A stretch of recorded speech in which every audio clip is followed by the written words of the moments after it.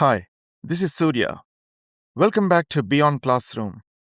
In the previous video, we looked at true, false, not given. Now, it's time to explore yes, no, not given questions. The mechanics feel the same, but the target is completely different. Here, you aren't checking objective facts. You're checking the writer's personal opinion. Let's see how it works. Just like before, you have three options. Yes means the statement agrees with the writer's view. No means it contradicts the writer's view. And not given means the writer never expresses a view on the issue. You simply can't tell what they think. Agrees, contradicts, or no view at all. Notice the crucial word in all three definitions. Writer. This is entirely about opinions, not hard facts. So, here is the one rule that matters most. Your job is to match the writer's own opinion, not general facts, and definitely not your own views. This is exactly where students lose easy marks. Writers constantly report other people's opinions. Look out for phrases like, some argue, critics say, or supporters claim. Those views belong to other people. Don't mistake them for the writer's own stance. The method is very similar to the one we used in the last video. Step 1. Spot the opinion by looking for signal words like argues, claims, believes, suggests, or in my view. Step 2. Find the writer's actual view on that specific point. And remember, the answers will appear in the order of the text. Step 3.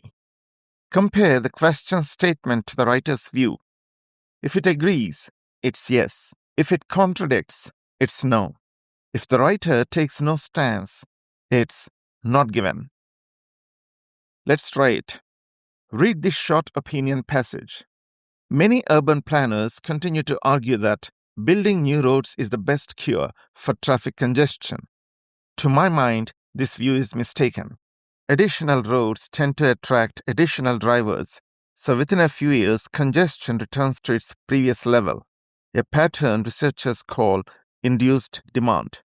Money spent on tarmac, I would suggest, is almost always better spent on reliable public transport, which can move far more people through a city. Pause the video here and decide if these three statements are yes, no, or not given. Before you answer, remember, ask yourself whose opinion you're reading, the writer's or someone else's. Let's check your answers. Statement 1. The writer agrees new roads are the best solution. Watch out for the trap. That is the planner's view. The writer explicitly calls it mistaken. Because it contradicts the writer's view, the answer is no. Statement 2. New roads eventually fail to ease congestion. That is exactly the writer's argument. They state that congestion returns to its previous level. It agrees with the writer. So the answer is yes. Statement 3. Most commuters would rather use public transport. The writer definitely favors public transport, but only because it moves more people efficiently, never because commuters prefer it. The writer gives no view on passenger preference, so it is not given. Notice how a writer can mention an opinion to reject it, express their own view, or stay completely silent. Let's try one more, this time with a more cautious writer. Online courses are often praised as the future of education, and their reach is undeniably impressive. Personally, though, I remain unconvinced that they can fully replace the classroom. Supporters point to flexibility and low cost. Critics counter that students learn less without face-to-face contact. The research so far is mixed, and it would be premature to declare a winner. What does seem clear is that the most successful programs combine online and in-person teaching. Pause again, take your time, and decide on your answers. We will look at the answers in a while. Let's break it down. Statement 1. The writer is confident online courses will replace the classroom. It's actually the exact opposite. The writer explicitly says, I remain unconvinced. That directly contradicts their view. So the answer is no. Statement 2. The writer believes students learn less online. Be very careful here. That is the critic's claim, not the writer's. The writer actually states that the research is mixed and it is premature to declare a winner. Because the writer refuses to take a side, the answer is not given, not no. Statement 3. A blended approach is more effective than relying entirely on either method. This one needs a small step of logical deduction. The writer says the most successful programs combine online and in-person teaching. That superlative, most successful, means a blended approach beats either method on its own. In other words, the writer presents a blended approach as the most effective option.